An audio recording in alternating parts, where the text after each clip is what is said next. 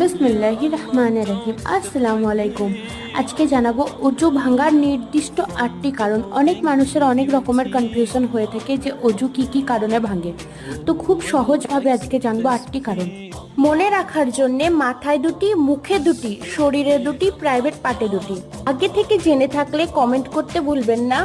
যদি ভিডিওটি হেল্পফুল হয় তাহলে সাবস্ক্রাইব করে লাইক করে দেবেন। মাথায় দুটি হচ্ছে কোনো ব্যক্তি যদি অজু করে ঘুমিয়ে যায় বা পাগল হয়ে যায় তাহলে তার স্মৃতিশক্তি থাকে না, তখন সে কি করছে নিজেও জানে না, তাই অজু থাকবে না। মুখে দুটি, আপনি যদি নামাজের মধ্যে দাঁত বের করে হাসেন আর যদি কেউ 1 কাপ মতো বমি করে তাহলে অজু থাকবে না। শরীরে দুটি, যদি আপনার শরীর থেকে 1 কাপ মতো রক্ত বের হয় বা পুজ বের হয় তাহলে উঁচু থাকবে না। শেষের দুটি হচ্ছে আপনি টয়লেট গেছেন, বাথরুম গেছেন বা আপনি বাইপাস করেছেন এবং শারীরিক সম্পর্ক করেছেন তাহলে উঁচু থাকবে না। ভিডিওটি ভালো লাগলে